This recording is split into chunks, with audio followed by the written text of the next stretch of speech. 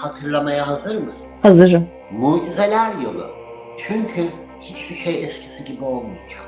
Büyümen gerektiğini bilmen gereken bir yılla karşı karşıyasın. Hayat seni yerden yere vuracak, düzenini bozacak, kentsel dönüşüme giriyorsun. Bu kadar net. Ama hala inatlaşan. Neyle inatlaşıyorsun? Kendinle inatlaşıyorsun. Neyle inatlaşıyorsun? Zamanla inatlaşıyorsun. Neyle inatlaşıyorsun? Allah'la inatlaşıyorsun. Bu manyaklığa bir son vermen lazım. Bunların Murat 131 koportasına Allah Ferrari motoru koyacak. Yaradan onlara Ferrari motoru takacak. Allah size bir uzay mekiğini hediye ediyor ama diyor ki buraya ulaşmak için çaba sarf etmen lazım. Evlilik, ilişkiler en büyük sınavın olacak. En hareketli burçlardan birisin ama en akıllı burçlardan da birisin. Bal damlıyor Vedat Deli'nin ağzından. Aman her zaman olmaz biliyorsun. 2026'yı konuşacağız ve 2026 yılı için astrolojik anlamda ne gibi etkiler karşımıza çıkacak, aklımıza gelebilecek bütün soruların yanıtlarını alabileceğimiz en önemli isimlerden bir tanesi konuğum karşımda.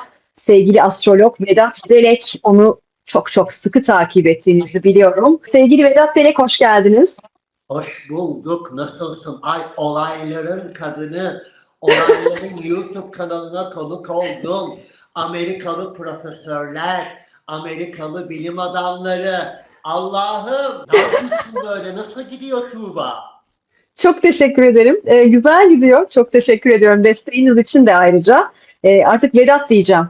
Sevgili Vedat diyeceğim. Tamam. Telefonla Samimiyete dayanarak. o şekilde olur. Tamam. Desteklerle gayet güzel gidiyor. İstikrarlı şekilde bir şekilde devam ettirmeye çalışıyorum. Elimden geldiğince. Benim açımdan güzel görünüyor. Oradan da güzel görünüyorsa süper. Ya şunu söylemek istiyorum. Çok kısa süredir YouTube'dasın ve çok kısa sürede inanılmaz büyük başarılara imza attın.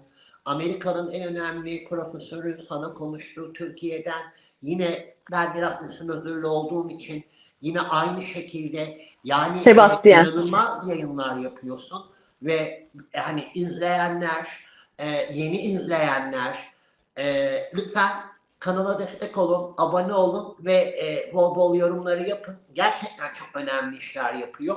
Şunu öngörüyorum seninle ilgili. Herhalde bir yıl sonra bütün böyle önemli insanlar sadece Türkiye'de sana konuşacak. Çok teşekkür ediyorum. Senden böyle bir öngörüyü almak çok çok çok daha kıymetli benim için. Çünkü çok yerinde öngörülerin olduğunu biliyorum. Ya çok teşekkürler. İyi olsun herkes, emek veren herkes emeğinin karşılığını alsın. 2025 yılı hepimizin çırpındığı, tüm burçlar için çırpındığı. Hani böyle yeni doğarız ya hayata, yeni doğduğumuz bir takım duygular ve olgularla tanıştık. Sonra onlar böyle tabii bir retrolarla, ilerilerle yıl su gibi akıp gitti. Şimdi bir 2026'ya merhaba diyoruz. Şey gibi düşün, ana rahiminden çıkmış yeni bir bebeğin dünyaya vereceği tepki ve tepkiler gibi düşün. Hepimiz esasında yeni bir kozmik alan, yeni bir dünya, yeni bir sistem, yeni bir oluşum, yeni bir çağ, yeni bir oluşum uyumlanmak gerekiyor sevgili Tuğba. Psikolojik olarak, sosyolojik olarak, ekonomik olarak dünya artık çok başka bir yere gidiyor ve biz burada yerimizi hangi pozisyonda alacağız? Bu yeni dünyada nerede olacağız? Bunu birkaç keredir dile getiriyorum. Böyle uzay bilim kurgu filmlerinde hatırlar mısın? İşte insanları katman katman değerlendiriyorlardı. Alt sınıftakiler, orta sınıftakiler, yukarıdakiler yani elitler. Esasında o elitler farkına varmış. Yeni olan sisteme, yeni olan döneme ayak uydurabilmiş insanlar, o yukarıdakiler. Şimdi bizim için bir sınav başlıyor. Bu sınav bizim yeni çağda, yeni mini çağ diyorum ben buna. Bunu geçen seneden beri söylüyorum. Biz bu işin neresindeyiz? Algı olarak çok insanın teknolojiyi kullanamadığını biliyorum. Özellikle yaşla ilgili konularda artık böyle bir şey yok. Hayat artık dijital bir çağ, dijital bir dünyaya gelirken şu küçük telefonların içinden dünyayı yönetebilecek veya dünyaya hükmedebilecek bir çağ geliyor artık. Uyumlanmamız lazım ve bunun farkına varmamız lazım. Bu yorumlarından önce bunu söylemem gerekiyor. Dünyada çok önemli gezegenlerde büyük değişimler söz konusu olacak ve bu değişimler ki seninle beraber geçen sene konuşmuştuk, böyle biraz anlatmıştık. İşte artık kaçınılmaz son. O isim yaklaşıyor ve gelmesiyle de beraber Yüce Rabbim farkındalık versin. Yüce Rabbim akıl versin. Yüce Rabbim o bilginin hayatımızdaki yön vermesine yardımcı olsun. Şimdi bunu ben de söylüyorum.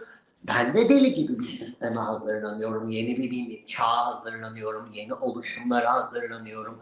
Olması gereken bu. Yani bunu Ayşe ablam da yapması lazım. Mehmet abim de yapması lazım. Zaten liseye, ortaokula gidenlerin yanında biz artık geri zekalı kaldık. Onu söyleyeyim sana. Yani zamane çocuğu derlerdi Tuğba. Hatırlar mısın bize? Evet. Evet, çok iyi. Ne diyor derdin? Evet, zamane. Çünkü jenerasyon gezegenleri bu değiştirdiğinde işte o jenerasyon farkları oluşuyor. Şimdi yeni bir jenerasyon, yeni bir enerji, yeni bir yapı geliyor. Siyasetinden ekonomisine, ekonomisinden sanatına, sanatından eğitimine.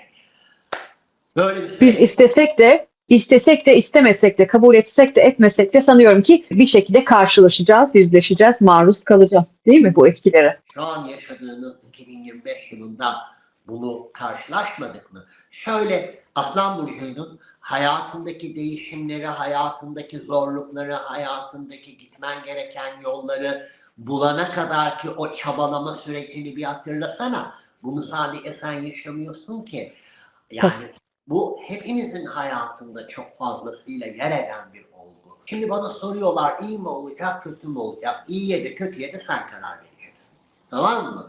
Sen bulunduğun durumda eğer karanlık yönde olursan kötü ama aydınlık yönde olursan senin için iyi olacak. Bir de hemen her şey, şimdi ben bir balık burcuyum ve 2025 yılında Allah'ın bütün gazabı balık burçlarının üzerinde, onu söyleyeyim sana Tuğba.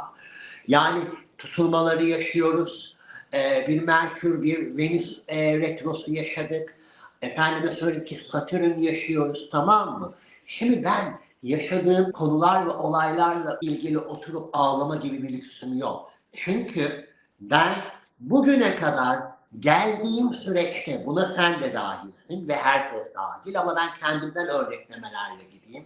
Evet. Bugüne kadar yaşadığım krizleri, başıma bu geldi, şu geldi. Yok, ben hatalarımı gördüm, yanlışlarımı gördüm, eksikliklerimi gördüm ve görmeye de devam edeceğim ve dersimi de almaya devam edeceğim ve ona göre bir hayat planlaması yapacağım dediğim noktada işte her şey iyi olur. Çünkü bir bilinç, bir uyanış, bak birçok şey değişirken şurası değişmediği noktada, burası değişmediği noktada istersen Hazreti Süleyman'ın hazinesine sahip ol, istersen bir lokma ekmeğe sahip ol. Yaşanacaklar belli. Astrolojiye inananlar, inanmayanlar, tamam mı? Bu beni hiç ilgilendirmiyor. Benim için zaman kalitesi ve bir zaman kalitesi var ve bu zaman kalitesine uyabilen, uyumlanabilen, bununla hareket etmeye çalışan herkesin kazanabileceğini söyleyebilirim. Çünkü zaman kalitesi hayatta çok önemli. Hanımlar hepiniz yemek yapıyorsunuz değil mi?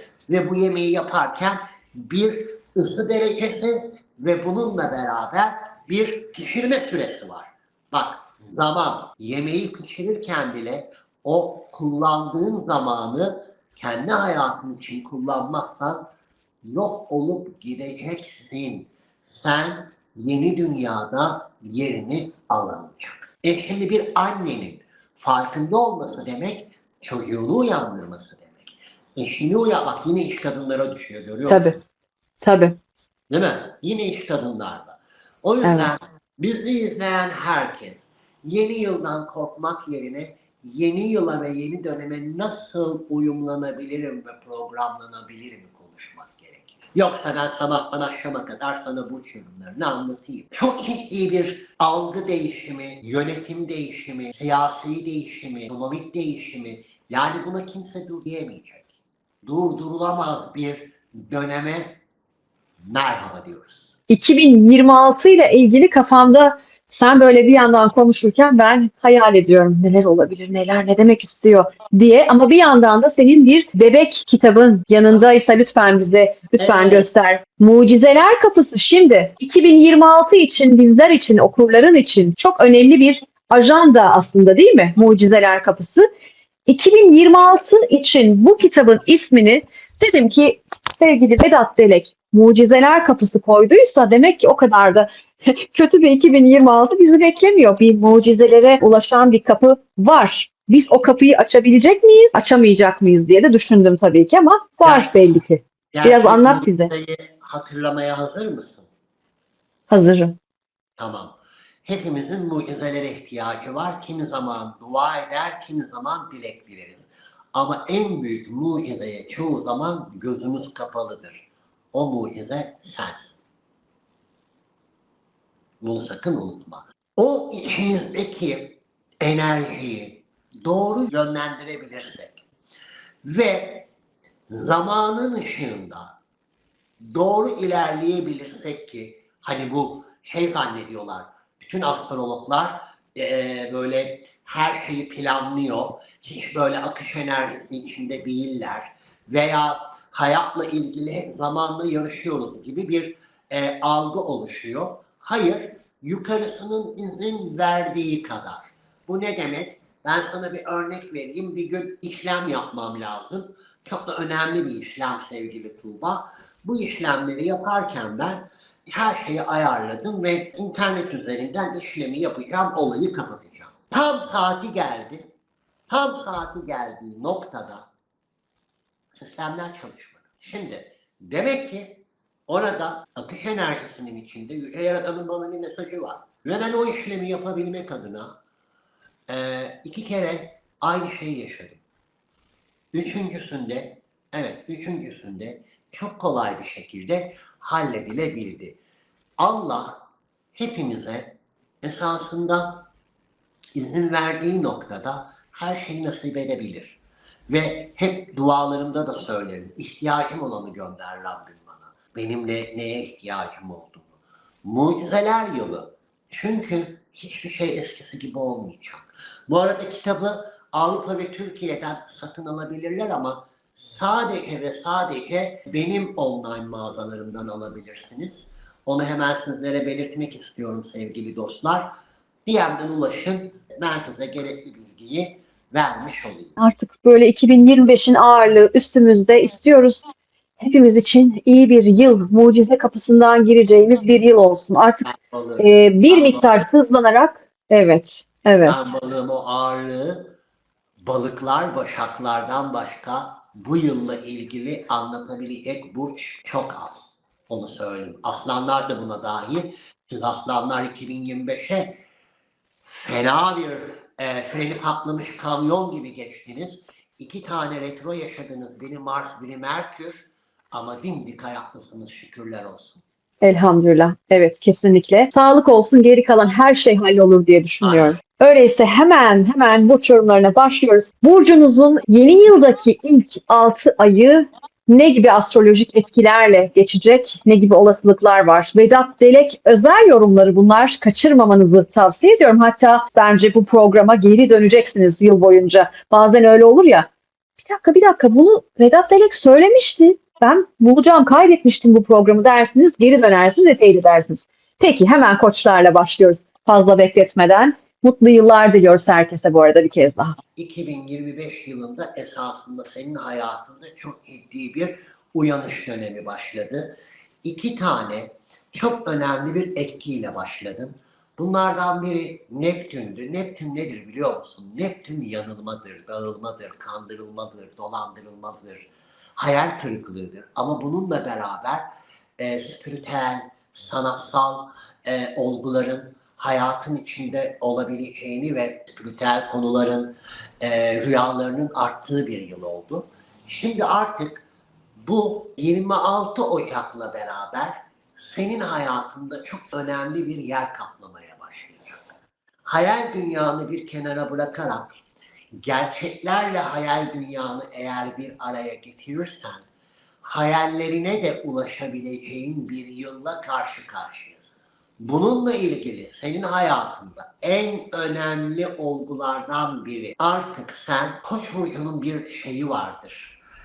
Büyümeyen çocuktur Tuğba. Artık büyümen gerektiğini bilmen gereken bir yılla karşı karşıyasın. Sorumluluklarını yerine getirdiğin takdirde hayallerine kavuşabileceğin, hayallerine kavuşmak üzere sana verilecek olan hediyelerin farkına vardığın takdirde senin için çok büyük bir değişim, çok büyük bir güç merhaba diyecek. 26 Ocak 14 Şubat tarihleri senin hayatında milat, yeni bir dönemin başladığı, özellikle 14 Şubat'la beraber Satürn'ün Koç burcuna geçmesiyle beraber 2,5 yıl boyunca kendinle yüzleşeceğin, sorumluluklarını yerine getirmen gerekir. Bu arada hayatındaki o büyümeyen çocuğu büyütmek zorunda kalacağın bir dönem başlıyor.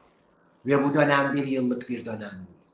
Bu dönem senin hayatında 2,5 ve ondan sonraki süreçte 10 yıllık süreden daha fazla bir süreyi de kapsayacak bir yolculuğa merhaba diyoruz. Zorlandılar. Bakma sen, onlar da 2025 yılında çok zorlandılar. Merkür'dü, Venüs retrosuydu, tutulmalardı. Ama hayat artık onlara büyümesi gerektiğini söylüyor Tuğba. 30 Haziran'dan sonra da hayatlarında esasında kendi yeteneklerini ve kendinle ilgili barışık oldukları durum söz konusu olduğu takdirde de Koç burçlarının hayatındaki o değişime inanamayacaklar. Bak, hayatınızdaki Koç burçlarına 2,5 yıl sonra onların diyeceksiniz ki ya bu hale nasıl geldi? Bu nasıl bu kadar olgunlaştı?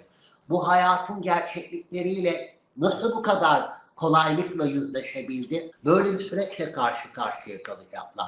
Tabii ki 30 Haziran'dan itibaren hediyeleri Jüpiter'in Aslan burcuna geçmesiyle beraber hediyeler gelmeye başlayacak. Aşk hayatlarında hareketlilik söz konusu olacak. Ama burada dişler, kemikler ve ciltle ilgili sağlıksal sorunlara önem vermeleri gerekiyor. Ve bununla beraber ilişkilerinde yeni bir dönem. Büyümek zorundasın bebişim. Ben Koç enerjisini çok da içinde barındırabilen bir adam değilim. Çünkü benim başım haritamda Koç enerjisiyle belada. Tamam mı? Benim gitmemem gereken alan. Ve o alana gittiğimde başıma neler geldiğini ve o enerjinin nasıl bir enerji olduğunu bildiğim için büyümek zorundasın şekerciğim. Büyümediğin noktada hayat seni çok zorlayacak. Hayat seni yerden yere vuracak, düzenini bozacak, kentsel dönüşüme giriyorsun. Bu kadar net. Senin hayatında oluşturduğun bütün yapılar kağıttan kumlar, kumdan kaleler. Bildiğin her şeyi unut mu yani diyorsun Koç'a? Bildiğin her şeyi unut ama şimdi motivasyonunu doğru sağladığın zaman o kafa dağınıklığı, kafa karışıklığını toparlayabildiğin zaman bir de sorumluluklarını bilip hayatta seni dürttüğü noktada ahlamadan, vahlamadan farkına vararak adım attığında ballı kaymak. Ay Ballı şahane. kaymak. Bak, zamana ihtiyacınız var. Kentsel dönüşümler zordur. Ama sonunda o binayı içeriye girdiğinizde o binanın temizliği, yeni yapısı, yeni enerjisi nasıl olur? İşte böyle bir size merhaba diyorum. Rüya gibi olur. Yani düşünsene yeni o sıfır bir eve taşındığımızdaki enerjiyi, o temizliği, o yeniliği, işte Koç burçları da aynı bu şekilde. Şimdi onların evine bir kentsel dönüşüm geliyor. Yıkacak, yakacak, sonra sana yeni evi hediye edecek. sakın bunu yapma diyeceğin Koç burcu için ne olur? 2026'da sakın şunu yapma. Sorumluluklarını erteleme. Sorumluluklarının farkına var. Sorumluluklarını sevgiyle. Bu sana yarar bir şey. Sana hiç kimsenin ama hiç kimsenin faydası dokunmayacak. Ne yapacaksan sen yapacaksın. Çünkü Yaradan senin iradeni, Yaradan senin gücünü, Yaradan senin onunla belki de ilişkini test ediyor. Yan faktörlerden tabii ki yardımlar gelebilir. Bir takım hediyeler de gelebilir. Evet. Ama sen sorumluluklarını bilmek zorunda ve hayatını ona göre örmek zorundasın. Peki, mutlu yıllar diliyoruz. Her şey Mutlu gönlünüzce yıllar. olsun. Videoyu beğenmeyi, paylaşmayı ve yorum yapmayı unutmuyoruz. Tuğba Akın'a bol bol like yapıyoruz. Çok teşekkür ediyorum. Çok teşekkür ederim. Güzel kalpli insan. Peki, boğalar, mutlu yıllar diliyoruz. Hızlanıyoruz. Bütün burçlarımızı detaylıca yorumlayabilmek için karşımda çok kıymetli Vedat Delek var. 2026 ilk 6 ayı Boğa burcu için ne gibi etkilerle dolu? Hadi boğalara bir jest yapayım. 1 Ocak 12 Mart arasında 6 ile 12 Mayıs doğumlu boğa burçları çok şanslı olacak. Çok. Hiç ummadığınız şanslar. Tamam mı? 1 Ocak 12 Mart. 6 ile 12 Mayıs. 12 Mart ile 30 Haziran arasında da 6 ile 20 Mayıs arasındaki doğan boğa burçlarının Jüpiter yengeç dönemleri hediyelerle gelmeye başlar. Özellikle burada boğa burçları, hani bu koç burçları için söylediğimiz değişim noktası var ya, 7 yıl önce onların hayatında değişimler başladı. Bakma, onlar da çok çeken burçlar. Çünkü bak, bir boğanın düzeninin bozulması veya yeni bir şeye adapte olması inanılmaz zordur, biliyor musun? Evet. Benim boğa arkadaşlarımı ki çok severim. İyilerdir, güzellerdir, yedirirler, içirirler, iyi kalplilerdir. Anam, kaplumbağayı harekete geçirebiliyorum, onları geçiremiyorum ben. Doğru ama biliyor musun? Zamanın hızlandığı dönemlerde artık hızlanmalı ve 7 yıldır hayatında o harala gürele giden olayları artık anlayıp değiştirmek zorundasın.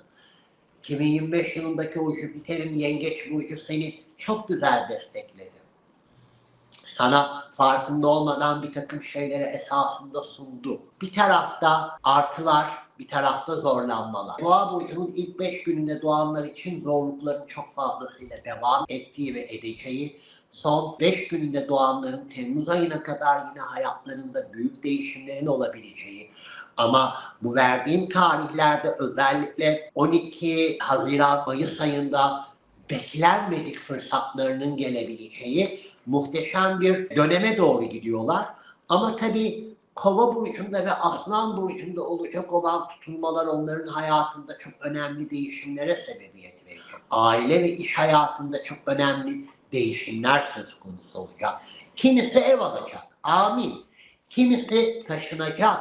Kimisi ailesiyle ilgili çok önemli olaylar yaşayacak. Kimisi ailesinden alması gereken parasal kaynakları alabilecek. Ama burada biraz boğaların daha hızlı hareket etmesi ve iyi olmasını öneriyorum. Ki 30 Mart ile 24 Nisan arasında yine en şanslı olduğunuz Venüs'ün, aşkın, sevginin, paranın gezegeninin burcunuzda olduğu bu dönemde özellikle şans, aşk, parasal konularda 24 Nisan'a kadar inanılmaz derecede şanslı olduğunuz, ama Temmuz ayından itibaren artık hayatınızda o değişimi sonuna kadar hissedeceğiniz bir süreç. 2025'te bakma rahatladılar. Uranüs işte İkizler Burcu'na geçti. Orada bir rahat nefes aldılar. Ama tekrar geldi yine Uranüs Boğa Burcu'na ve orada depremler yaratıyor. Orada Ne kadar kalacak? Temmuz ayına kadar devam edecek sevgili Boğa. 16, 17, 18 Şubat çok önemli Boğa burçlarında. Mesela 26, 27, 28 Ağustos çok önemli Boğa burçlarının hayatında. Çünkü Kova ve Aslan burcundaki tutulmalar burada çok önemli yer tutacak ki Şubat ayı bir tutulma var. O tutulma boğaları çok fazlasıyla sarsabilir. Özellikle son 5 gününde doğan boğalar. 19, 20, 21 Mayıs'ta doğan boğaların çok fazlasıyla zorlanabileceği de bir süreçle karşı karşıyayız. Şubat tutulması değil mi? Şubat tutulması. Bence bu tarihleri not alsınlar. Hayatınız hareketleniyor. Hayatınız biraz daha, bak ne var biliyor musun? Akıllananlar 2025, 2024, 2023'te yaşadıklarından ders alıp kendini yenilemiş olan boğa burçlarının bir şey olmayacak. Ama hala inatlaşan, neyle inatlaşıyorsun? Kendinle inatlaşıyorsun. Neyle inatlaşıyorsun? Zamanla inatlaşıyorsun. Neyle inatlaşıyorsun? Allah'la inatlaşıyorsun. Bu manyaklığa bir son vermen lazım. Bu çılgınlığa bir son vermen lazım. Artık sen de diğer burçlar, insanlar gibi yeni döneme uyumlanman lazım. Gümbür gümbür gelen bir 2026, bu gümbür gümbür gelen 2026'yı yumuşatacak, kendi hayatına katkı sunabilecek bir vizyonu, bir planı artık devreye sokman gerekiyor. Neyi yapmasın diyeceğimiz bir şey zaten söylemiş oldun Değişime aslında. direnmesin. İnattan, değil mi? Direnmesin, değişime direnmesin, inatlaşmaya devam etmesin boğalar. Evet. İkizlerde durum ne acaba? Mutlu yıllar diliyoruz sevgili İkizler Burcu izleyicim. Vedat Delek özenle hazırlandı bu yayın için. Her zaman olduğu gibi çok büyük emek var arkasında. Yılın ilk 6 ayında İkizler Burcu acaba ne gibi etkilerle karşılaşır? Şimdi ikizlere şöyle bir baktığınızda yılı bir Merkür Retrosu'yla kapattılar Yay burcunda. Orada ilişkilerle ilgili bir sınava söz tabi oldu. Ve 2025 yılında hayatlarında çok ciddi bir şekilde değişime merhaba dediler. Bu değişimin kaynağı Boğa burcundan İkizler burcuna gelen ve hayatı hızlandı. Hayatın içinde çok daha fazlasıyla gerçeklerle, ama bu gerçeklerle yüzleşirken kimi zaman şok hediyelerle, kimi zaman şok olaylarla karşılaşarak bir zaman geçirdiler. Tabii Balık burcundaki Satürn, retrolar ve buradaki tutulmalar ikizlerin hayatını çok fazlasıyla dağıttı. 26 Nisan'la beraber hayatları çok hızlı bir şekilde yön bulacak ve bu yön bulacakken de çok enteresan destekler alacaklar, biliyor musun? Ne güzel. İnanılmaz. Ve burada tabii 30 Haziran'a kadar parasal kaynaklarında artışlar son derece fazlasıyla söz konusu olacak ve Uranüs 26 Nisan'la beraber İkizler Burcu'na geçmesiyle beraber yeni dönem. Bak şey gibi düşün. Bunları Murat 131 gibi düşün, tamam mı? Bunların Murat 131 kaportasına Allah Ferrari motoru koyacak. Çok güzel bir tanım bu. Bir daha söyler misin? Murat 131 şu an çok derbederler ya, çilekeşler ya, mahvolmuş durumdalar ya. Şimdi onlar Murat 131. Ama Nisan ayı ile beraber, Uranüs'ün ikizler burcuna geçmesiyle beraber, Yaradan onlara Ferrari motoru takacak. Bu ne demek biliyor musun? Ayakları hız alacak, güçlenecekler. Ama her şey güllük gülistanlık olacak mı? Hayır. Bu Ağustos ayında, bak bu 2026 yılında 2 tane korktuğum tutulma var. Biri Şubat, biri Ağustos. Biri kovalar, boğalar, aslanlar, boğalar, akrepler. Diğeri de evet Balık, Başak, ikizler ve Yay, ama ikizlerin özellikle çok temkinli yaklaşması gereken bir süreç. Hayatlarındaki o değişimler, ilişkileriyle ilgili değişimler, kendileriyle ilgili değişimler söz konusu olacak. Tansiyon sorunlarına dikkat. Bu konuda uyarmak isterim. Mesela burada yine sevgili dostlar 24 Nisan'la 19 Mayıs arasında parayla ilgili şansların, fırsatların hayatında çok yer alabileceği, şansının artabileceği tarihlerde diyebilirim sevgili Tuğba. Oh, ne kadar güzel, tadını çıkarın öyleyse. Şimdi Y kuşağı, Z kuşağı şey diye düşünebilir. Murat 131 ne diye düşünebilirler. üşenebilirler bakmaya. O yüzden hızlıca söyleyelim. Çok eski model bir araba, yani çok eski bir araba modeli bahsettiğimiz Murat 131 derken. Hani külüstür desek olur mu acaba? Haksızlık mı olur Murat Çok 131'e? eski model ve Türkiye'de daha alt gelirli İkon. insanların kullandığı ama baktığımızda hepimizi mutlu eden, çocukluğumuzu hatırlatan, Evet. daha ucuz malzemeden, ucuz motordan veya ucuz Karton. ekipmanla Karton. bir arabadan bahsediyoruz. Ve 30 Haziran'dan sonra da yine ikizlerin hayatında şanslarının açıldığı bir dönem söz konusu olacak.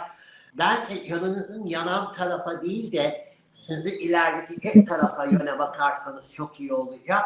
Aydınlanacaksın, farkına varacaksın, yeni bir sen olacaksın. Ondan sonra keyfin bol olsun, ne diyeyim ki? Peki, çok teşekkürler. Rica efendim. Mutlu yıllar sevgili ikizler, size de yorum bekliyoruz. Yorumlarınız çok kıymetli. Vedat Delek için de çok kıymetli olduğunu biliyorum. Yakinen takip ediyor. Kendi kanalına da gelen yorumları, onu da biliyorum. Evet, yengeçler, sıra sizde. Mutlu yıllar diliyoruz. Ve karşımda tabii Vedat Delek olunca şeyi sormak istiyorum. Hep en şanslı burçlarından biri deniliyor 2026'nın yengeçler. Gerçekten öyle mi? Ben senden duymazsam inanmam. Şimdi hep bağırdık. Yılın en şanslı burcu Yengeç burcu dedik değil mi 2025 yılında? Ama hemen ocağın başında bir Mars retrosu yengeçlerin hayatında esasında orada o hassas minnoşların yıkımlarıyla, sancılarıyla, sorunlarıyla, problemleriyle bir yıl getirdi. Evet, Jüpiter yengeçteydi ama 6,5 ay retro olan bir dünyada Jüpiter yengeçte olsa ne olur, olmasa ne olur? Geçmişe dair şanslar ve fırsatları getirdi. Umarım farkına vardınız. 30 Haziran'a kadar ki olan o süreçte de gerçekten yılın en şanslı burcusun. Özellikle 1 Ocak'la 12 Mart arasında 7-13 Temmuz doğumlu yengeç burçları. 12 Mart'la 30 Haziran arasında 7 Temmuz'da 22 Temmuz tarihinde doğan yengeç burçlarının çok daha şanslı olabilecekleri bir dönemden bahsediyorum. 10 Ocak Yengeç burcu için en önemli dönem Plüto Oğlağın o gölge etkisinin de yok olduğu yeni bir dönem. İlişkilerinde artık bir düzelme, ilişkilerini daha krizlerden arındırarak hayata geçirmek. 30 Haziran'a kadar kilo alma olasılığın son derece yüksek. Ona çok dikkatli etmen gerekiyor.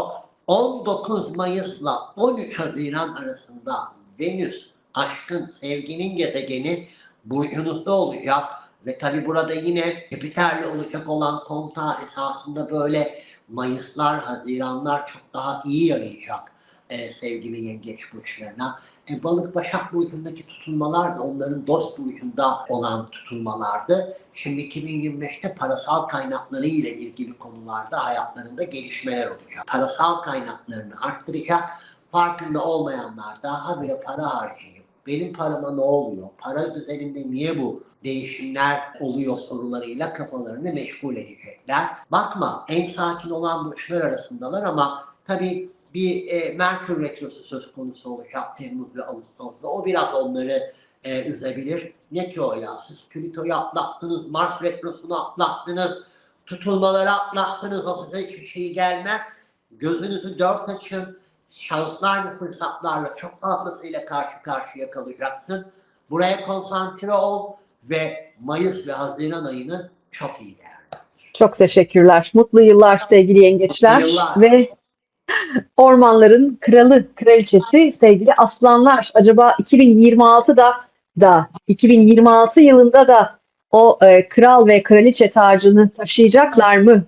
Vedat Delek. En azından yeni yıla girerken sinirli girmeyecekler, kavgalı girmeyecekler, sağlıksal sorunlarla girmeyecekler şu anlamda. Geçen sene yeni yıla girerken Mars retroydu. Onları böyle gümbür gümbür, yani aslan, sen de bir aslansın, aslan burçlarını gümbür gümbür etkileyen bir süreçle girdiler. Hatırlasana o 2024'ün son haftası, 2025'in ilk haftası ne büyük sancılar, ne büyük krizler ilişkilerle ilgili hayatınızda oldu. Hadi onu atlattınız, tamam mı? Ondan sonra bir Merkür Retrosu yine sizin canınızı çok fazlasıyla sıkan bir süreçle karşı karşıya kaldınız. Çünkü Aslan Burçların hayatında köklü değişimler, geri dönüşümü olmayan büyük değişimler ve bak sevgili aslanları çok sev. Neşelerini, bana yaklaşımlarını, bana sevgilerini, hayata bakış açılarını, güzelliklerini, güneş gibi parlamalarını ama üzgünüm ki hayatında senin de bazı şeyleri farkına varman, ilişkilerini, bak her birinin olumlu ve olumsuz tavrı vardır. Aslan burcunda hayatında en önemli olgu yararlı egoyu geliştirebilmek. Yararlı ego ne demek? Sana yarar sağlayabilecek, senin hayatında katkı sağlayabilecek bir ego hepimizin hayatında olması gerekiyor zaten. Yani sen eğer işini iyi yapıyorsan, tamam mı? Sen bunun olumlu bir ego oluşturarak bu işini daha olumlu, daha pozitif, daha insancılığa yarar bir şekilde geliştirebilirsin. Senin şimdi gelişim dönemi. Ve bu gelişimi, bu değişimi ilişkiler yoluyla öğreniyorsun. Sen buradaki sınırlarını, sen buradaki değişimi doğru algıladığın noktada senin hayatında çok güzel şeyler olur. Onu söyleyeyim. 6-7 Mayıs. Burada ilişkilerle ilgili sorunlar. 6-7 Mayıs'ı şimdiden ajandanıza yazın. Bugünlerde sağlığınıza, ilişkilere, hayatınızla ilgili yeni başlangıçlara başlamamak üzere adım atmanız gerekiyor. Ama 30 Haziran'dan sonra hayatınızda Jüpiter'in de burcunuza geçmesiyle beraber bir değişim. Ama Şubat'la beraber hayatında hiçbir şey eskisi gibi olmayacak. Çünkü tutulmalar geliyor, kaderiniz değişmeye başlıyor ve burada en önemli olgulardan biri. Artık sen kendi bireysel varlığınla değil, biraz daha uyumlanarak ben noktasını bırakıp biraz daha biz noktasıyla ilerlemen gereken bir yıl. Bunu sakın unutma. Hayatında geçmişle yüzleşebileceğin, geçmiş konuların gündeme çok fazlasıyla geleceği bir döneme merhaba diyorsun. Pozitifsindir, tatlısındır. Hayatı ciddiye almakla almamak arasında gidip gelen bir tavır içindesindir.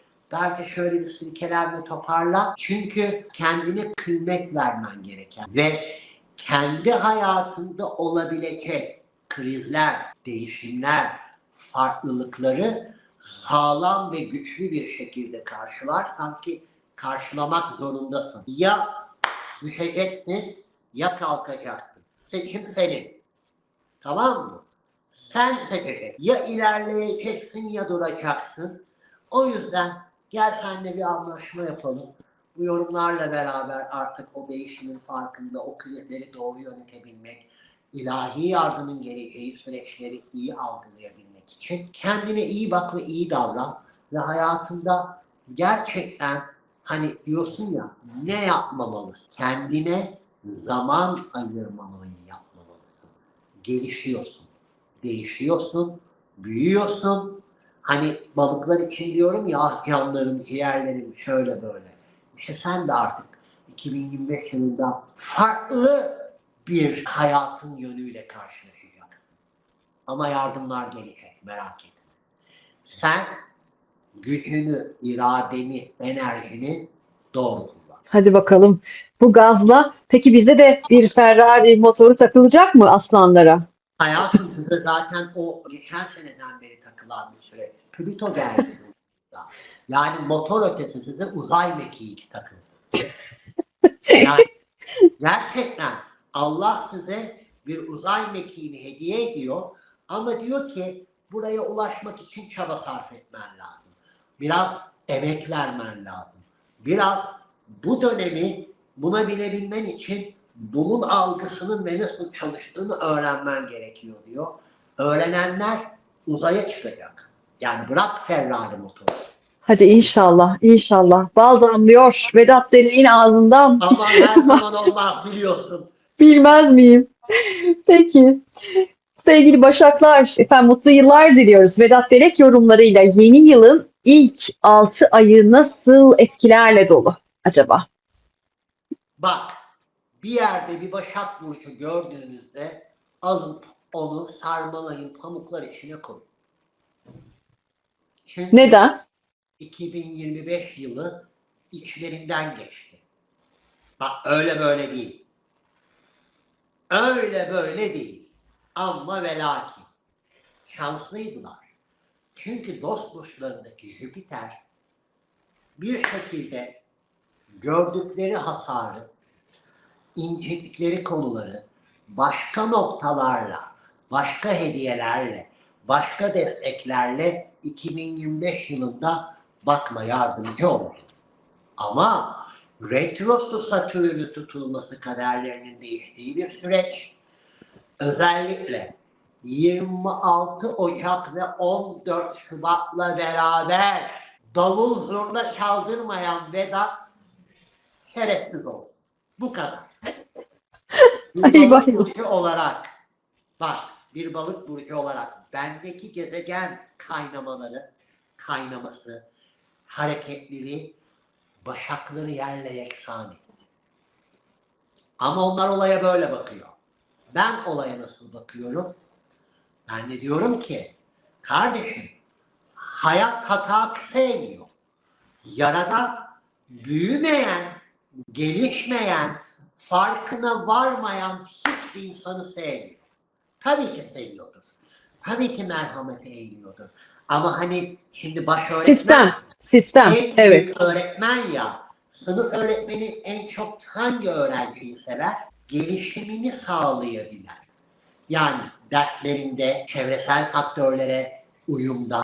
Şimdi Başakların bir inadı vardır. Kendi düzenleri, kendi bildikleri, kendi ettikleri. Ne oldu? Mike mike Allah size neyi öğretti? Akışta kalmayı değil mi? İlahi plana uymayı değil mi? Öğretti. Ben de bangır bangır bağırdım. Akışta kalın. Plan yapmayın. Tamam yapın. Ama akıştan gelen her türlü olayı da kabul edin dedim. Bazı başaklar anladı dedim. Bazıları hala direniyor. Ana vermeye devam et. Evet. Bak önümüzde yine Başak Balık burcunda tutulmalar söz konusu olacak. Tamam mı? Hayatındaki o değişiklik olacak. Sen Başak ya değişeceksin ya değişeceksin. Bu yılda bununla ilgili senin önüne gelebilecek birçok olayla, konuyla, kavramla karşılaşacaksın ki 14 Şubat müthiş bir tarih. İlişkilerinle ilgili artık kendinle ilgili engellerin kalkacağı. O olgun ruhunun sana vereceği hediyeleri alabileceğin bir süreçtesin. Neyle direniyorsun sen? Yok böyle bir şey. Evet. Şimdi sen ilahi plan, ilahi sistemle uyumlanarak yaşamayı öğrenmen gereken bir süreç içindesin. 1 Ocak 12 Mart arasında 7-13 Eylül doğumlu Başak Burçları, 12 Mart 30 Haziran arasında da 7 ve 22 Eylül doğumlu Başak Burçlarının hayatlarında iyileşmelerin, hayatlarında bereketin, hayatlarında iyiliklerin olabileceği dönemler. Bak Başak, seni ben çok iyi anlarım. Senin yaşadığın olayların farklı versiyonlarını ben yaşıyorum. Tamam mı? Yaşıyorum. Bununla ilgili şikayet ediyor muyum? Hayır. Ben de yaptığım hataları görüyorum. Sen de yaptığın hataları görüyorsun. Gel bu hatalar, onlar da böyle kabul etmezler her şeyi. Onlar çok mükemmel ya. Onlar her şeyi çok iyi bilirler ya. Bunu yermek için söylemiyorum. Bu onların doğasında var. Bu onların burcunun gölge yanlarından biri. Bunlarla yüzleşiyorsun. Bunlarla yaşamaya devam edersen burnun yerden kalkmayacak ama sen artık olgunlaşıp ruhsal olarak da hayatın içindeki gerçeklikleri kabul ettiğin noktada kimse tutamaz seni. Çok diyorsun ya akıllıyım ben. İşte aklını kendin için kullanacağın dönem. Kendi hayatını düzenleyeceğin bir dönem. kendi hayatına katkı sağlayacağın bir dönem. Sen beni bırak. Sen Ayşe'yi bırak. Sen Fatma'yı bırak. Anladın mı? Sen ilahi plan ve ilahi sistemin akışına gir. Bak hayatında neler olacak. Burç yorumlarındaki en önemli yorumum akışta kalmayı bil. Belli planlarını yap. O planlar bozulduğunda delirme. O planlara uy. Bak bakayım sana ne hediyeler gelecek. Söylüyorum. Peki sevgili Başaklar, mutlu yıllar ve teraziler için durum ne acaba? 2026 nasıl başlayacak, nasıl devam edecek ilk 6 ay? Sevgili Vedat Delek yorumlarıyla. Onların da hayatında büyük değişimler oldu, tutulmalar. İşte bir Satürn geldi, bir Neptün geldi. Şimdi bak teraziler ilişkileri çok sever. Tamam mı? Yani onlar çok yalnız olmayı sevmeyen burçlardır. Onların hayatında muhakkak biri olmalı. Onların hayatında ilişkiler önemli. Çünkü ilişkileriyle sınanacaklar. Hani böyle vardır ya, böyle fetbaz anneler vardır, çocuğunu över, onun çocuğundan mükemmel yoktur, en iyidir, en mükemmeldir. Sonra sınanır ya, hani en can alıcı. Teraziler de ilişkileriyle sınanacağı bir döneme giriyorlar. Evli teraziler, kocanızla, eşinizle veya karınızla sanatsal etkinlikler içine girin. Ve ilişkilerinizle ilgili konuda sorumluluklarınızı alın. Yükselen terazi burçları. İlişkilerinizle ilgili olaylar gündeme gelecek. Bazınız evlenecek, bazınız boşanacak. Ama terazilerin hayatında kendilerinden büyük ilişki yaşayabilecekleri insanlarla karşılaşacaklar. Bak, kendilerinden büyük. 6 ay, 6 yaş, 6 bilmem ne. Daha olgun eş ve partnerler karşınıza çıkacak. Ve ilişkilerinizle ilgili konuda 26 Şubat, 14 Şubat gümbür gümbür geliyor. Bunun ayak seslerini bu yıl zaten duydunuz, anladınız.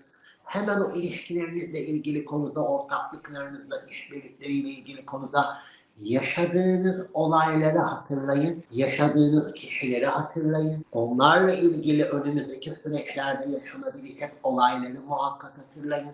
Şimdi tamam diyoruz, Satürn Koç burcuna geliyor, Neptün Balık burcuna geliyor, bizlere Uranüs geliyor ama bunlar kendi arasında öyle güzel destekler sağlayacak ki ağlayan, zırlayan, uyumlanamayanlar ekarte olurken farkında olanlar, bak uzay mekiği diyorum sana. Zaman hızlanıyor. Zaman şöyle hızlanıyor. Esasında zaman artık 24 saat. Zaman. Nasıl bu cep telefonları birden çıktı, teknoloji hayatımıza girdi. Böyle bir dönem içinde zamanın hızlandığı bir dönem.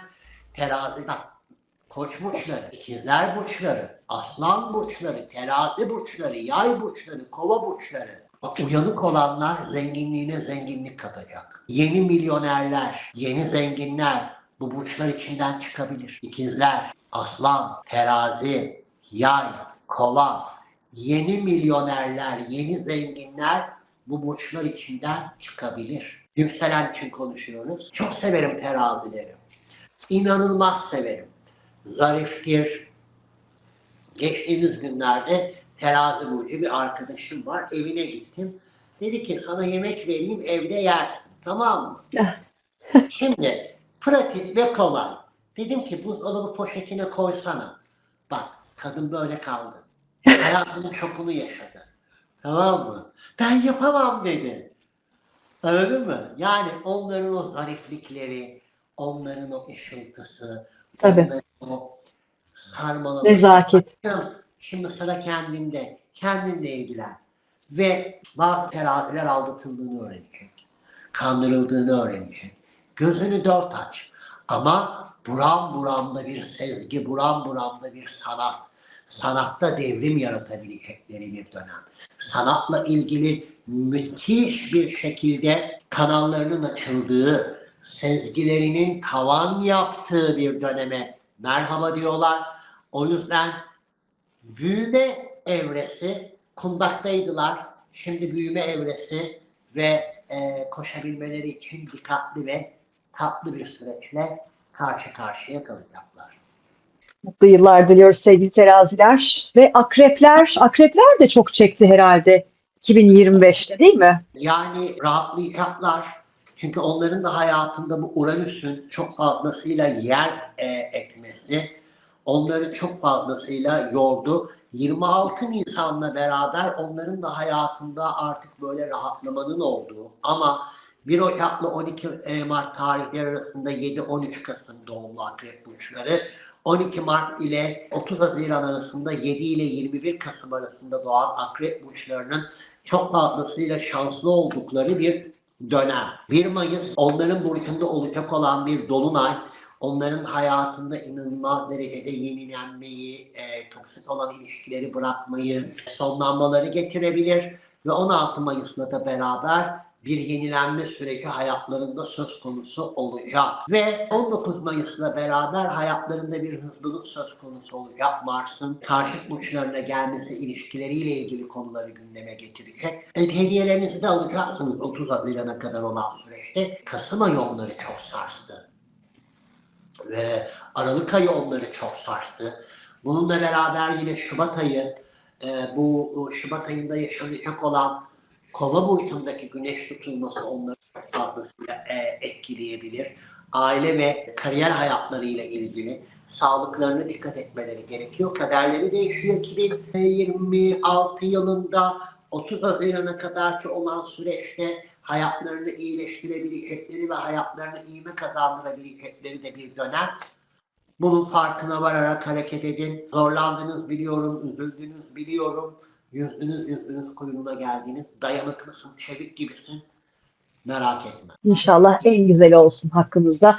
Amin. Ve sevgili yaylar, yaylar için 2026 nasıl başlayıp nasıl devam edecek ilk 6 ay sevgili Vedat? Her şey güllük gülistanlıktı. Tabii bu tutulmalar, balık başak attı, Satürn, Venüs retrosu, Merkür retrosu, sonra burçlarındaki bir Merkür retrosu ve şu Aralık ayının son 3 haftası bir şey söyleyeceğim illallah ettiler. Yay burcunu düşündüğümde sessiz bir çığlık halindeler.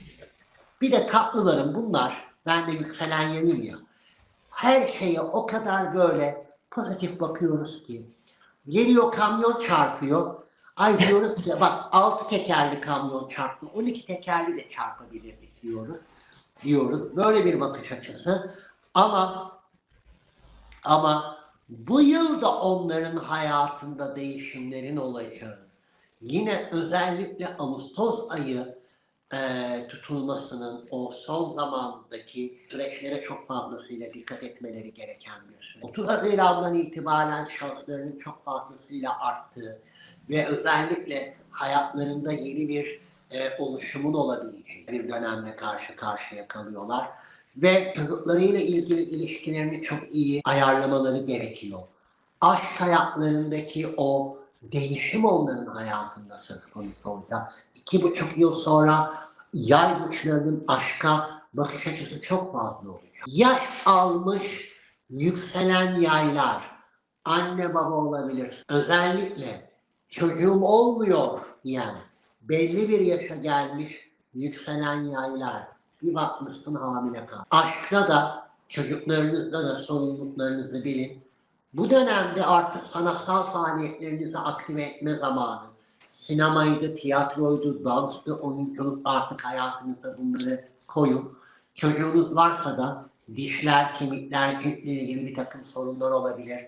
Hamile olanlar veya 2026 yılında doğurmayı düşünenler, diş çıkartma olayları biraz sorunlu ve problemli olabilir. Çok hızlı evlilik kararı, çok hızlı boşanma kararı olacak hayatlarında. İlişkileriyle ilgili çok hızlı bir döneme giriyorlar. Onu söyleyeyim. Şimdi yaylar da özgürlüğüne düşkündür ve rahattır ya. Bir bakmışsın evlenmiş, bir bakmışsın boşanmış, bir bakmışsın evlenmiş moduyla gidebilirler sevgili yaylar. Ama hiç iyi niyetinizi kaybetmeyin. İyi ki yükselen yayın. Bak, Evet. bunu haritamdaki en sevdiğim olgulardan biri. Tamam, çok iyimser olabilirim. Hayata çok iyimser bakabilirim. Ama neşem ve kahkaham ve gerçekten o iyimserliğim belki de benim hayattaki en büyük hazinelerimden biri. Sevgili Kesinlikle. yaylar, direnin ayol, direnin. yeni bir siz, yeni bir hayat, yeni bir ilişki anlayışı, yeni bir aşk anlayışı. Sen hayattaki neşeni, hayattaki bakış açını ortaya koyacaksın. Yeteneklerinle ilgili konularda sorumluluklarının üstüne git. Bunlardan inanılmaz derecede hediyeler alacaksın. Geçmişi bırak, geleceğe doğru yol al. Harika vallahi.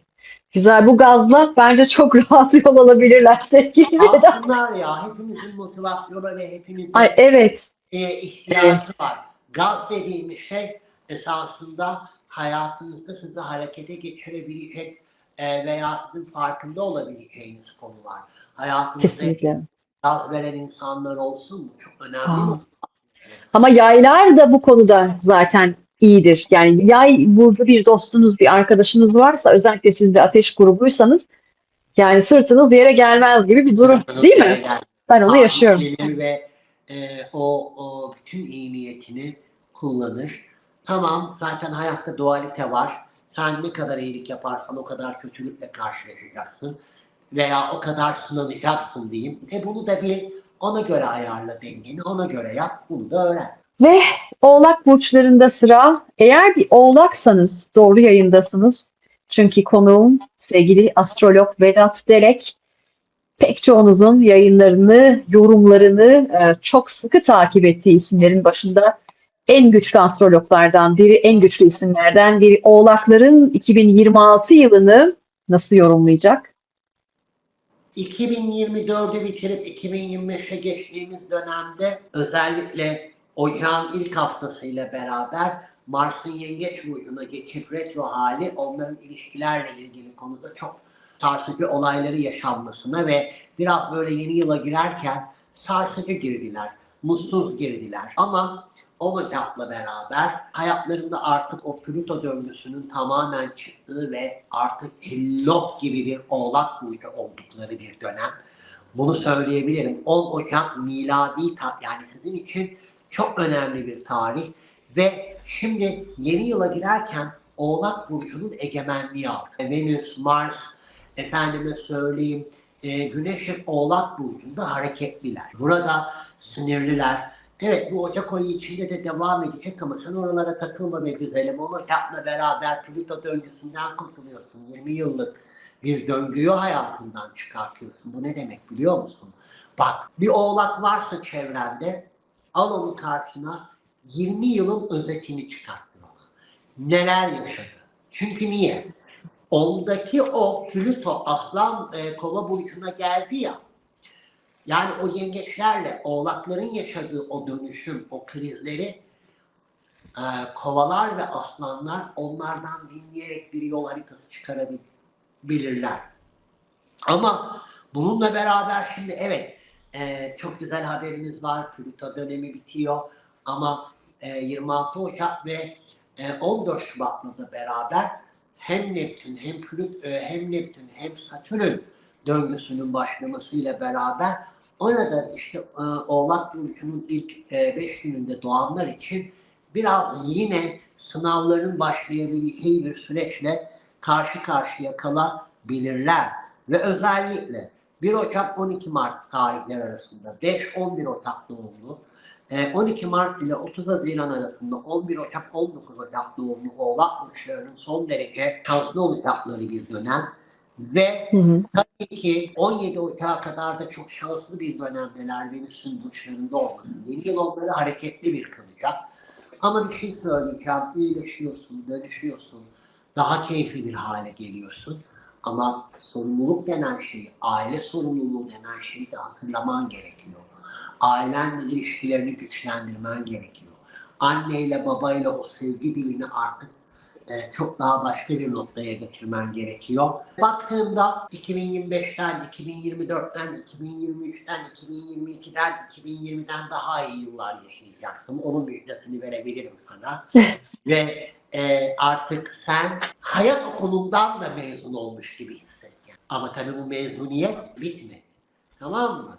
Bu öğrenme devam edecek ama hani en üst noktasını aştın hayatın. Relax. O yüzden korkma.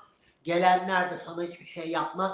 Sadece Temmuz ve Ağustos aylarında bir Merkür Retrosu'nu hissedebilirsin ilişkilerle ilgili. O da sana hiçbir şey yapmaz. Hadi keyfini sür 2026 yılını.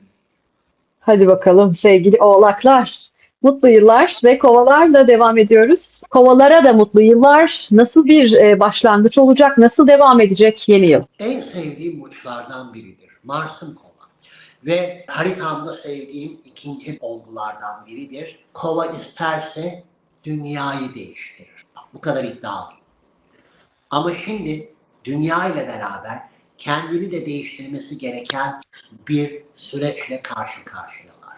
Sevgili kovalar, gümbür gümbür bir yıl geliyor. Şubat'la beraber o Şubat'taki tutulma 17, 18, 19, 2 Mart'a kadarki olan süreçte kovaların hayatında çok önemli olaylar gündeme gelecek. Kova burcundaki güneş tutulması hepimizin hayatını değiştirecek. Şunu da hemen buradan söyleyeyim. Şubat ayı kovaların isyan etme ayı. Kovaların çığlıklarının duyulacağı ay. Dünyada da böyle olacak sevgili Kova burcu. Evet, şimdi hem kendini hem de dünyayı değiştirmek üzere bir döneme giriyor. Sen bu dönemde krizleri doğru yönetmek, kendi hayatının başka hayatları değiştireyim derken kendi hayatlarını ihmal etmemen gereken bir dönem içinde. Sağlık önemli, ilişkiler önemli, hayatında adaptasyon, motivasyon ve hayatta hızlı uyumlanma ki kova için bunlar asla sorun değildir. Farkına var. Şimdi bir anlamıyor olabilirsin. Anlamak zorundasın. Yenilenmek zorundasın.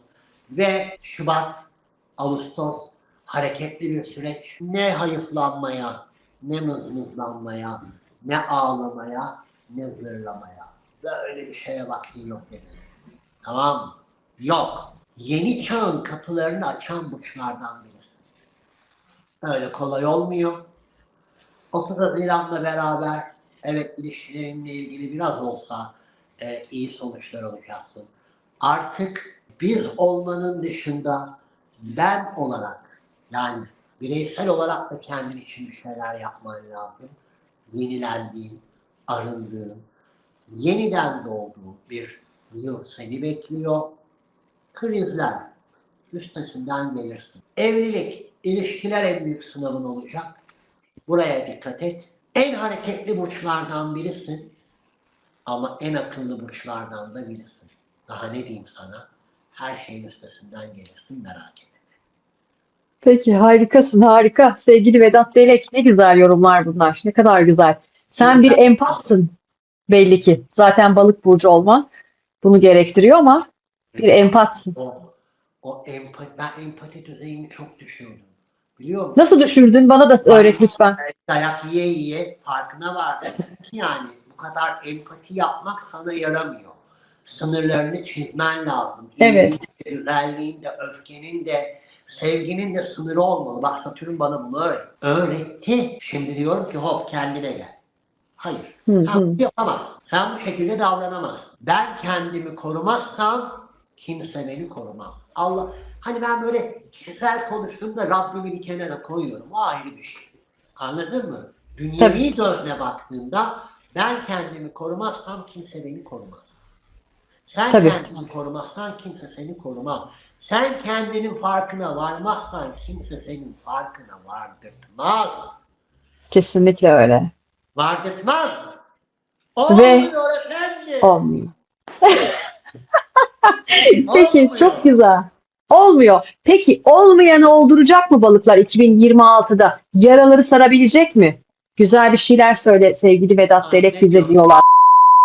Sen hala iyi şeylerden bahsediyorsun ama bu modla asla konuşmayacağım. Hemen bak iki türlü balık tamam mı böyle karşına çıkabilir. Biri aynen bu şekilde biri de herhalde üstesinden geleceğiz. Hayatın içinde derslerimi aldım. Hayatın içinde görmem gerekenleri gördüm. Şimdi kentsel dönüşümdeyim. 14 Şubat'tan sonra yeni evimin anahtarını alacağım. O yeni eve, o yeni daireye gireceğim. Hayatımda miladi bir yıl 2026, bir balık olarak anlatıyorum. 26 Ocak 14 Şubat'tan itibaren Neptün'ün ve Satürn'ün burcundan gitmesiyle beraber tekrar ediyorum. Davul zurna çaldırmayan Vedat şerefsiz oğlu şerefsizdir. Öyle. Yerle yeksan bir düzen yıkımı, yerle yeksan bir sisteme ayak uydurabilmek adına uyanma programıyla 2,5 yıldır Tuğba. Bak, astroloji bildiğim için şükrettiğim zamanlardan geçtim ki ben bilgiyi severim, astrolojiyi severim. Sana yemin ederim 2025 yılı astrolojinin değerini ve önemini hayatımda bir kere daha anladığım bir dönem oldu. Hemen söyleyeyim. Çok hareketli bu yıl. Yine tutulmalar devam ediyor. Ağustos ayında bir tutulma söz konusu. Burada 26 Ocak Neptün'ün Koç burcuna geçmesi birinci kurtuluş günü. 14 Şubat yine burada Satürn'ün Koç burcuna geçmesi yine kurtuluş günü. Burada ne var? Bir Merkür retrosu var. 25 Şubat'ta başlayacak. Bence çok önemli. Neler gördük ama tabii burada 3 Mart günü yaşanacak olan bir tutulma var. Başak Burcu'nda ay tutulması o etkileyecek. Bak, Ocak'la beraber rahatlama, Şubat'la beraber rahatlama. Orada biraz yine tutulmalardan kaynaklı sorun ve problem. Ağustos ayı da çok önemli balık burçları için. Ama şunu söyleyeyim, yüzlük kuyruğuna geldik. Ben kendi adıma söyleyeyim, bak bunu bu şekilde bakarsanız çok kendi yapacaksınız. Benim bir gecekondum vardı. Ben bu gecekonduyu saray zannediyordum. Sonra Allah bana gecekonduda yaşadığımı ve o şartlarla yaşadığımı gösterdi. Şimdi Yaradan bana bu Mayıs ayından sonra balıklara saray değil, saraylar hediye edecek. Gerçeklerle yüzleştik. Gerçeklerle, gerçek dünyayla tanıştık biz. Sanmasınlar ki balık burçları eski o saflar. Sanmasınlar ki uyanmadılar. Sanmasınlar ki bilmediler. Sanmasınlar ki görmediler. Hepsini gördük. Hepsini bir kenara yazdık. Yazmaya da devam ediyoruz. Şimdi bebeğim anahtarın elimize gelmesini bekliyoruz. Hareketli bir yıl. Bunu biliyorum. Ama biliyorum ki 1 Ocak 12 Mart tarihleri arasında 6-12 Mart doğumlu balık burçları, 12 Mart ile 30 Haziran arasında 6 Mart ile 21 Mart doğumlu balık burçlarının hayatında iyileşmeler olacak. Bir balık olarak diyorum ki yüzlük kuyruğuna geldik. Tamam, bu yılda biraz böyle sağdan soldan bir takım etkiler alacağız ama boş verin. Biz Anya'yı, Konya'yı, Akkoyun, Karakoyun'u gördük. Evimize almamız gerekenleri aldık. Büyüdük, olgunlaştık ve yeni döneme, yeni hayata lop gibi de hazırız. Ay Allah'ın izniyle. Ne güzel, ne güzel bir motivasyon konuşması bu böyle.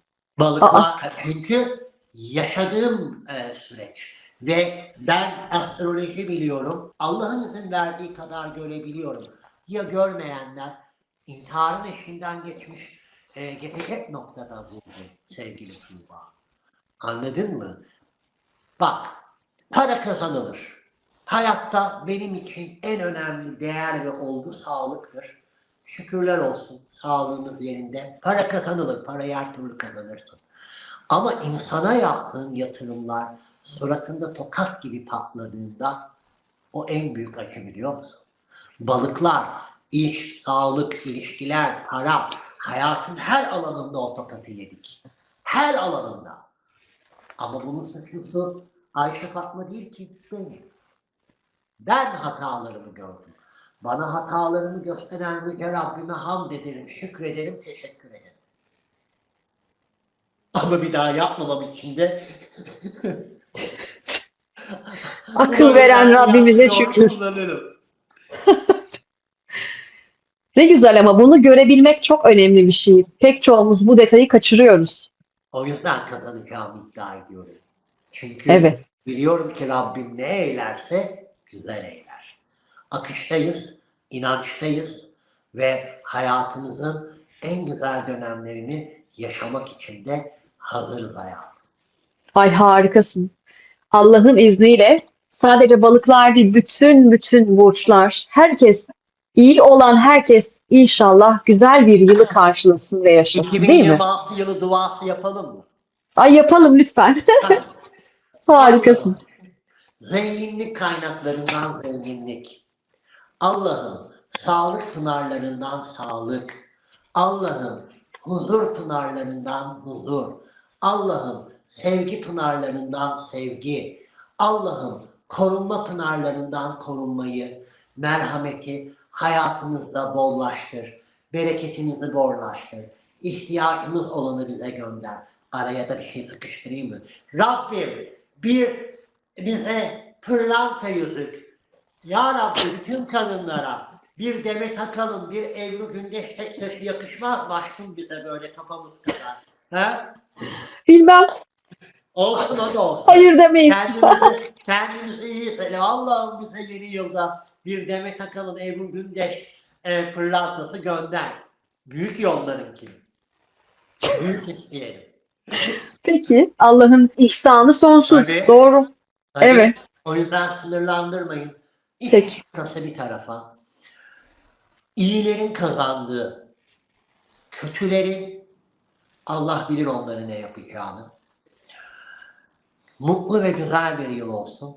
Dualarınızı bizi unutmayın. Beni unutmayın. Tuğba'yı unutmayın. Hiç kimseyi unutmayın. Teşekkür ederim. Kanalımıza abone olun. Kanalımıza bol bol yorumlar yapın. Konu komşuya da gönderin bu videoyu. Çok teşekkür ediyorum. Katkın için, desteğin için, her şeyden önce varlığın için sonsuz teşekkürler. Sevgili Vedat Delek, Allah izin verirse mucizeler kapısından geçerek 2026 yılında nice kez bir araya geleceğiz. Değil mi? Geleceğiz tabii ki. Beraberiz. Sana ara ara konuk geleceğim. Ara ara yapacağız, konuşacağız. Buradayım ben. Hayatım, kanal abonesi az olabilir ama kanal çok havalı. Burada Amerikalı ünlü bilim adamları ve profesörler konuk oluyor. Anlatabiliyor muyum? O yüzden Türkiye bu kanalı çok konuşacak ve Türkiye seni çok konuşacak. Yolun açık olsun. Hadi gidiyorum, ben yoruldum. Çok teşekkür ediyorum. Emeğine sağlık. Tekrar Hadi, buluşmak görüşürüz. üzere. Yorumları bekliyoruz sizlerden. Hadi, Sevgiler.